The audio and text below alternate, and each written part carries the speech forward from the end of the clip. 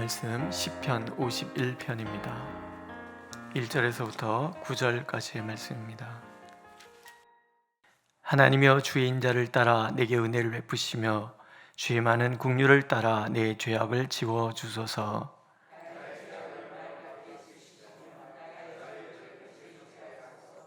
물은 나는 내 죄가를 아오니 내 죄가 항상 내 앞에 있나이다.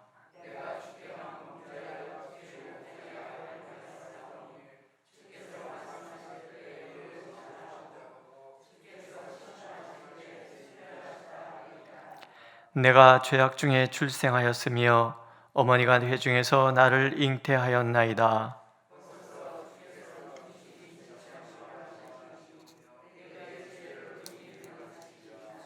웃을초로 나를 정결하게 하소서. 내가 정하리이다. 나의 죄를 씻어 주소서. 내가 눈보다 희리이다.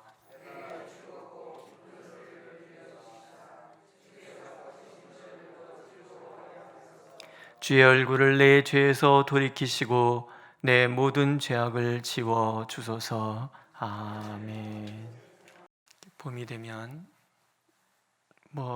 날씨 차이는 별 차이가 없는 것 같아 보이는데, 이렇게 멀쩡하던 나무에서 이제 봄꽃이 피고, 그렇죠. 저희 아파트가 이렇게 중간 아파트와 아파트 중간에 이렇게 숲길이 있어요. 숲길 같아요. 겨울에 몰랐는데 제일 먼저 저는 날씨가 따뜻해서 햇빛 바른 양지 바른 곳에 벚꽃이 먼저 피는 줄 알았어요. 근데 그게 나중에 보니까 그게 매화나무더라고요. 그래서 매화, 벚꽃, 그다음에 참나무, 여러 가지 느티나무 이런 것들이 있어서 숲길을 걸어가는 것 같아요. 그러다 보면 이제 점점 잎이 더 짙어지고 이제 가을이 올 것이고 또 남은 잎이 또 떨어지고 그러겠죠. 나무들은 계절의 변화에 따라서 그 모양을 언제나 달리합니다. 그래서 옛 것을 늘 떨쳐버리고 새로움으로 옷 입지요. 누군가 그래요. 나무가 이렇게 가을이 됐는데 겨울이 됐는데 이파리가 안 떨어지면 그 나무가 영양이 부족해서 그렇다고, 이파리도 떨어뜨릴 힘이 없다고 이제 그럽니다. 나무도 그럴진데 사람도 마찬가지죠. 우리가 마음에 건강해야 우리의 죄도 털어버릴 수 있고 옛사람도 벗어버릴 수 있고 그렇습니다. 우리가 이제 건강해지기 위해서는 먼저 내가 하나님 앞에 있다는 것을 늘 인식해야 됩니다. 특별히 하나님과 나를 분명하게 구분해서 알아야 되는데, 하나님은 우리를 사랑하신다는 것, 이 대전제. 그래서 은혜와 자비, 긍휼이 많으신 분이라는 것을 인정하는 것하고, 또 동시에 그 하나님은 긍휼과 자비를, 은혜를 베풀어 주시기 위해서 공의의 하나님이시다라는 거예요. 하나님의 공의와 하나님의 의 자비는 병행하는 거지 다루는 것이 아닌 거예요. 그리고 그 하나님 앞에 나는 은혜의 하나님 앞에서는 은혜를 받아야 되는 사람이라는 자각이고요, 사랑의 하나님 앞에서는 내가 죄인이라는 분명한 의식을 갖고 있어야 된다는 거예요. 믿음이라는 것은 나의 죄인됨을 인정하는 데서부터 출발을 합니다. 이제 밧세바를 오늘 본문에 보면 밧세바와 동침한 후 선지자 나단이 그에게 왔을 때에 라고 전제가 붙어 있습니다. 다윗이 정말 뭐에 쓰인 사람같이 그렇게 행동을 하잖아요.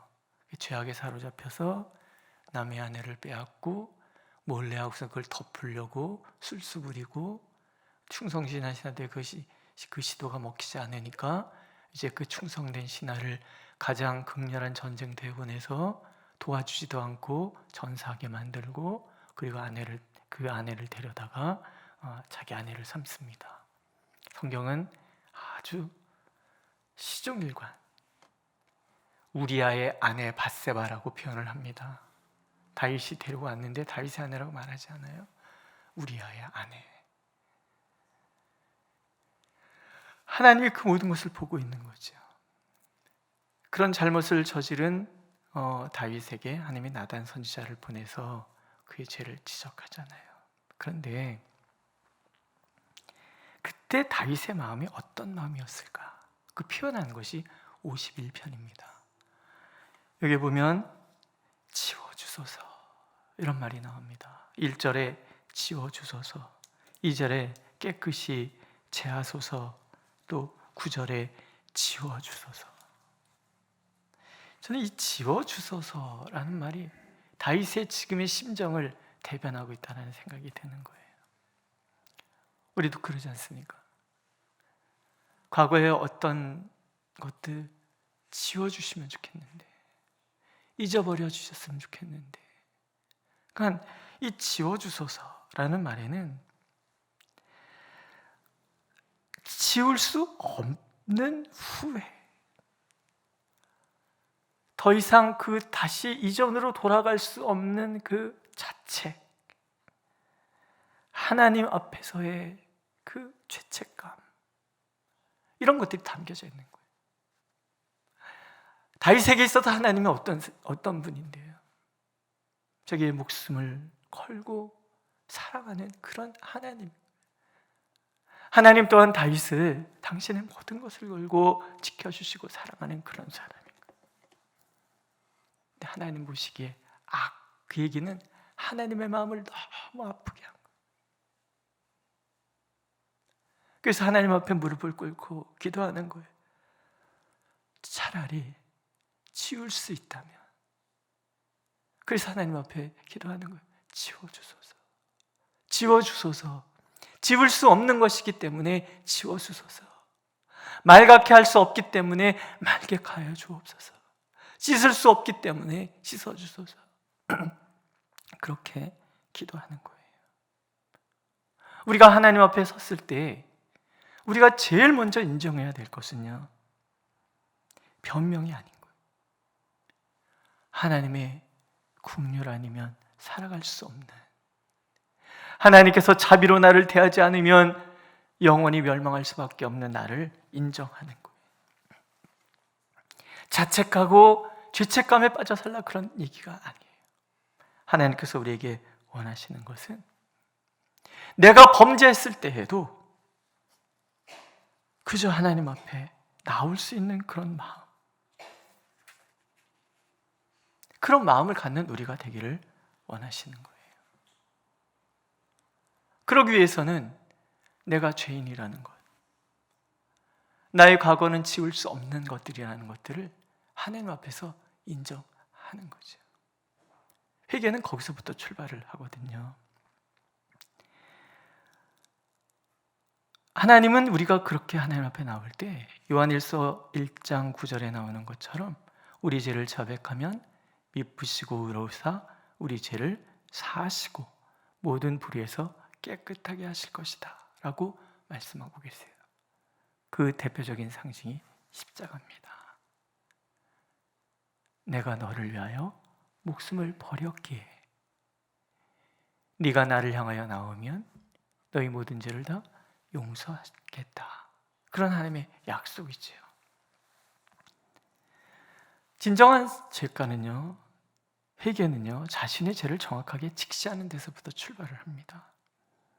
무릇 나는 내 죄가를 아오니 내 죄가 항상 내 앞에 있나이다. 압니다, 하나님. 모르기 때문에 우리는 의인인 척하는 거거든요. 모르기 때문에 위선적인 삶을 살아가는 거거든요. 우리가 에베소서를 읽어가고 있지만요, 교회가 교회되기 위해서는요, 우리가 누군지를 정확하게 알아야지 돼요. 우리가 하나님 앞에 나올 수 없는 죄인이라는 그 의식을 분명히 우리가 가져야 되는 거예요. 나를 압니다, 하나님. 나를 모르면 위선적인 삶을 삽니다. 나를 모르기 때문에 남을 정죄하고 판단하고 지적하고 그러고 사는 거거든요. 나를 알면 할 말이 없는 거죠. 바울 사도는 자신을 죄인 중에 괴수라고 얘기를 해요. 그의 삶 자체가 누구 앞에서도 자신을 드러낼 수 없다라는 것을 아는 사람이었다라는 거예요. 전에는 의인이었어요. 틀렸다고 생각하는 사람들 잡아 죽일 정도로 당당했던 사람이에요. 그러나 주님을 만나고 나서 나를 보고 나니까 내 안에 이 끊임없이 일어나는 이 육신의 욕망들에 대해서 좌절하고 나니까 더 이상 남을 비판할 수 없는 사람이 되는 거예요. 나를 압니다, 하나님. 나의 죄가를 압니다. 이게 그리스도인으로서의 우리 삶의 전제라는 거예요. 근데 우리는 합리화하기 바쁘잖아요. 어쩔 수 없었어라는 말. 또 다 죄인이지 나만 죄인인가? 이런 핑계, 변명. 그래서 우리는 나의 죄를 정확하게 들여다보지 않고 피상적으로 나는 괜찮겠거니 이러고 살아간단 말이죠. 내 죄가 항상 내 앞에 있나이다. 누군가 그럽니다. 죄는 앞에 두어야지 뒤에 두면 안 된다. 늘 나의 죄성을 기억하고 살아야 된다. 보면서 살아야 된다라는 거예요. 우리는 안 보면 잊어버리는 사람들이기 때문에 그래요. 스스로 의롭다고 생각하는 사람, 이 사람은 죄를 뒤에 두는 사람이에요. 나의 죄성을 바라보지 못하는 사람 또한 죄를 뒤에 두고 있는 사람이에요. 내가 죄를 지을 수밖에 없는 죄인임을 기억할 때 그 죄의 심각성을 인식할 때만이 우리는 진정한 회개에 이를 수 있는 거예요. 그래서 기도의 스승들은 죄를 항상 내 앞에 두어라. 예수님도 말씀하시잖아요. 남의 눈에 티를 보지 말고 내 눈에 들보를 보아라. 그걸 보는 자만이 비로소 내가 하나님 앞에 서야만 하는 존재라는 것을 알게 되는 거죠. 4절에 보면 내가 주께만 범죄하여 죄의 목전에 악을 행하였습니다. 자기가 밧세바를 범하고 우리아를 죽였다는 것을 회피하려고 얘기하는 것이 아니에요. 전에 다윗은 스스로가 의인이라고 생각했어요. 바울 사도도 마찬가지로 자기가 스스로 의인이라고 생각했어요. 인간적인 기준에서 봤을 때는 그런 사람이죠. 우리는 교회 다니면 착하다고 생각하잖아요. 교회 다니는 사람들은 다 착해. 근데 정말 착한가요? 목사는 되게 다 착해야 된다고 생각하죠. 근데 제가 고등학교 3학년 때 저희 역사 선생님이 저를 불렀어요. 야, 너 신학교 가려고 그러냐? 그래서 생각하고 있습니다. 그랬더니 말리시더라고요. 야, 내가 보기엔 너 되게 착한데 너 목사가 돼도 사람들이 너 착하다고 그럴까? 너 그거 감당할 수 있겠어? 근데 그때 제가 감당할 수 없다고 생각을 했습니다. 그래서 난 죽어도 다른 건 다 해도 죽어도 나는 목사는 안 한다. 뭐 사람 잡을 일 있냐? 그러고 제가 그때 마음을 탁 접었거든요. 근데 선생님한테 그 얘기 듣고 나서 10년 뒤에 하나님께서 저를 부르시더라고요. 근데 저를 압니다. 저희 어머님이 늘 저보고 그러세요. 너는 목사 안 됐으면 여러 잡았을 거다. 청년 시절에 저와 같이 지냈던 청년들은 요즘 저를 보면 이런 농담을 합니다. 오빠, 하나님은 살아계셔. 제가 특별히 다른 사람보다 못되게 살지는 않았어요. 하지만 하나님 앞에 서면 우리 그런 농담들 하잖아요. 도찐 개찐 그 나무의 그 밥, 그렇죠? 선한 목사가 있으면 얼마나 선하며 못된 목사가 있으면 얼마나 못됐겠습니까? 다 그 나무의 그 밥, 도찐 개찐 그런 거. 목사가 의인되는 순간부터 교회가 망하는 거예요. 우리 다 그렇습니다. 주님의 십자가가 내 눈에 보이지 않으면 우리는 망하는 거예요. 주님의 그 십자가 앞에 내가 무릎 꿇지 않으면 우리는 망하는 거예요. 우리는 하나님의 기준에서 다 죄인인 거예요. 하나님의 기준 앞에 설 때 의롭다고 자부할 수 있는 사람이 누구냐는 얘기예요. 다윗이 밧세바 사건을 겪으면서 그걸 비로소 아는 거예요. 아, 내가 하나님 앞에 죄인이었구나. 그러면서 이런 고백을 하잖아요. 내가 죄악 중에 출생하였으며 어머니가 죄 중에서 나를 잉태하였나이다. 아, 나는 뼛속 깊이 죄인이었구나. 인간이 죄인이기 때문에, 인간이 죄인이 된 것은요, 죄를 지었기 때문에 죄인이 아니고요, 죄된 본성을 타고났기 때문에 죄인인 거예요. 우리는 죄인이기 때문에 죄를 자꾸 짓고 사는 거예요. 전적 타락, 나의 의지, 나의 행동, 나의 생각, 그 어느 것 하나 선한 것이 없는 거예요. 모르고 살아요. 나만큼만 살아봐. 우리 그러고 얘기하는 사람도 얼마나 많아요. 그러나 하나님 앞에 서는 그 순간에 내 머리부터 발끝까지 내 뼛속 깊이 나는 죄인인 것을 알게 되고, 그때 우리는 하나님의 긍휼과 자비 아니면 살아갈 수 없어 하나님 앞에 두려워 떠는 거지요. 오라 권고한 자로다. 이 바울의 탄식이나 내가 죄악 중에 출생하였으며 모친이 죄 중에 나를 잉태하였나이다 는 다윗의 고백은 죄의 비참함에 대한 우리의 인식인 거지요. 그래서 우리는 하나님 앞에 구할 기도는 한 가지밖에 없는 거예요. 우슬초로 나를 정결하게 하소서. 내가 정하리이다. 나의 죄를 씻어 주소서. 내가 눈보다 희리이다. 내가 즐겁고 기쁜 소리를 내게 즐겁고 기쁜 소리를 들려주시사 주께서 꺾으신 뼈들도 즐거워하게 하소서. 뼈가 부러진다는 얘기는요, 하나님의 징계 가운데 있는 거예요. 그래요, 하나님, 하나님의 심판의 매를 제가 받겠습니다. 아이가 죽습니다. 자식이 죽으면 가슴에 묻는다 그러잖아요. 나의 죄로 인해서 아기가 죽는 거예요. 아무리 기도해도, 하나님 앞에 금식하며 기도해도 하나님께서 돌이키지 않으세요. 그 아이를 가슴에 묻으면서도 다윗은 내 꺾어진 뼈들도 즐거워하게 하소서. 왜? 이러거나 저러거나 하나님의 긍휼과 자비 아니면 살아갈 수 없는 존재라는 것을 그렇게 고백하는 거지. 하나님, 내 뼈가 부스러지는 징계를 당한다 할지라도 나를 주님 앞에서 멀리하지 마옵소서. 나의 죄를 씻어주소서. 그럴 때, 그 마음으로 하나님 앞에 설 때 우리의 걸음걸음이 조심스러워지고 남을 대하는 내 태도가 가식이나 위선이 아니라 정직하게 사람들을 대할 수 있는 마음을 갖게 된다는 것, 하나님은 그것을 알기를 원하십니다. 밧세바 사건, 엄청난 잘못을 저지르면서 다윗은 비로소 하나님의 사람으로 변하는 거예요. 내가 완전하기 때문에 하나님의 사람이 아닌 거예요. 넘어질 수 있고 넘어졌기 때문에 하나님의 사람이 될 자격이 주어지는 거예요.